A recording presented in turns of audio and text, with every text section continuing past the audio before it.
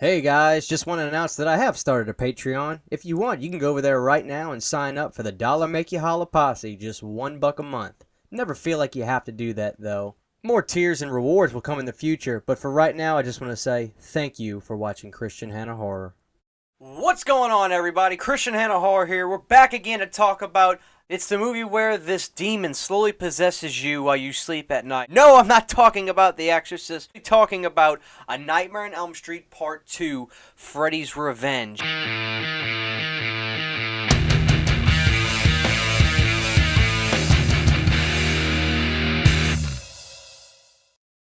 The bastard child of the franchise, if you will. But you gotta remember this, before we even get into this, you gotta remember, this was the second movie in the franchise. There was no franchise yet. So, some people are unforgiving about the storyline, but you gotta remember, there really wasn't a path yet for Freddy.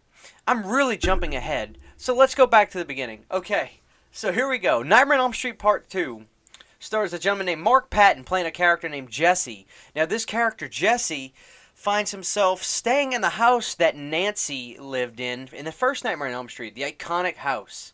And while Jesse goes to sleep at night, he starts having these really creepy dreams where he's waking up in the middle of the night and walking around his house and hearing this strange man around the house making these noises. And he starts finding these weird things, and things are melting. Records are melting on his table.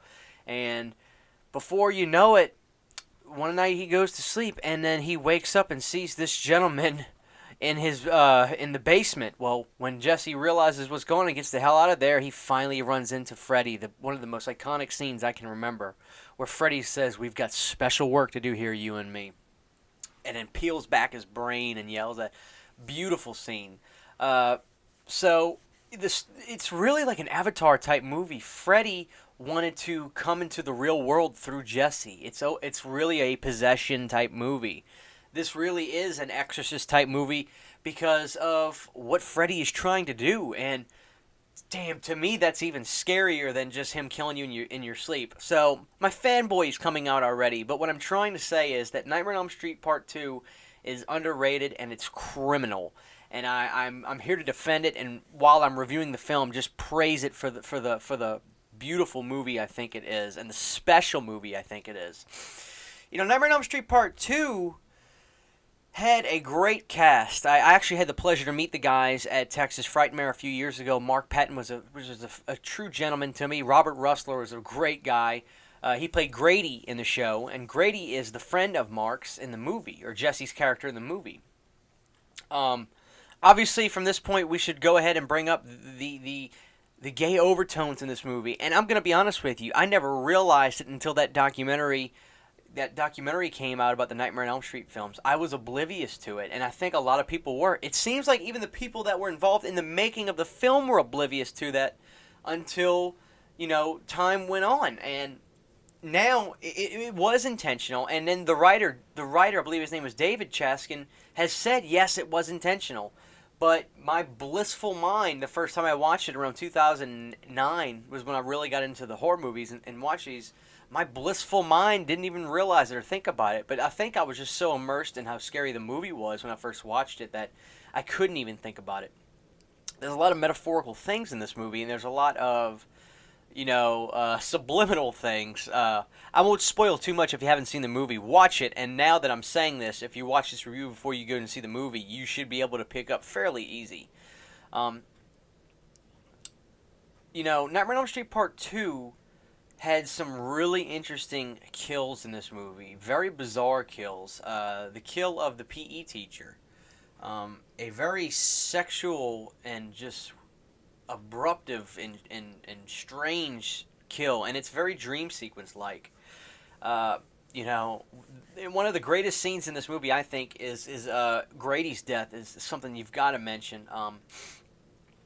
It's a great scene where Jesse goes to Grady, whether it was out of a subliminal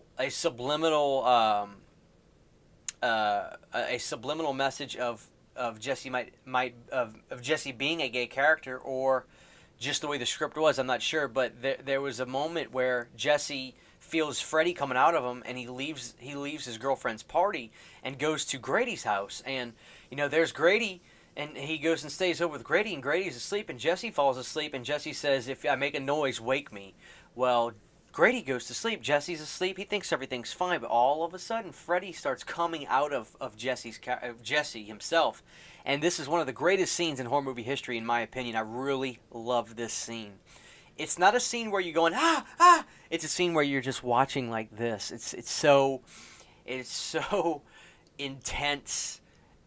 You know, I think even Robert Russler made mention that when he was in the theater and watched this with a crowd, that with the rhythm of the movie, I think is exactly what he said. Everybody's screaming, everybody's freaking out when Freddy comes, but when that scene happens, everybody's just like stunned because Freddy literally comes out of Jesse. It's a great 80s moment. It's a great 80s special effects, home effects, real effects moment, and it's just a great scene in general.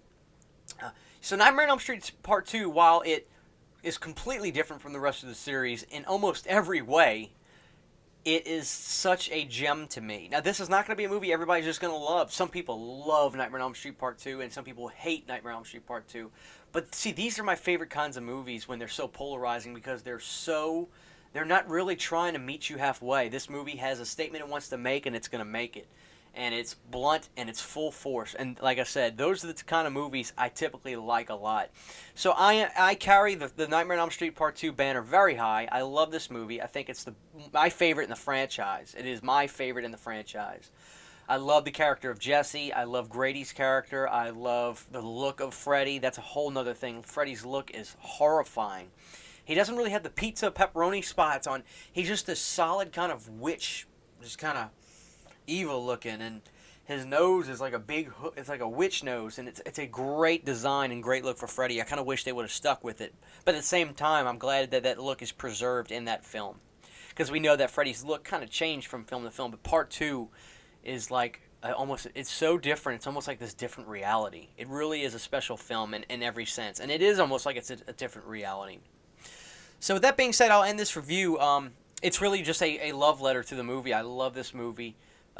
Every scene, it's just great. Clu Gallagher does a fantastic job in it. So Nightmare on Elm Street Part 2, it's different. You may love it, you may hate it, but I guarantee you won't regret watching it. So this is Christian Hanna Horror saying thanks for watching. Check out Nightmare on Elm Street Part 2, Freddy's Revenge. Let me know what you think, and if you've already seen it, please let me know in the comments below. We will see you guys next time with Nightmare on Elm Street Part 3, The Dream Warriors.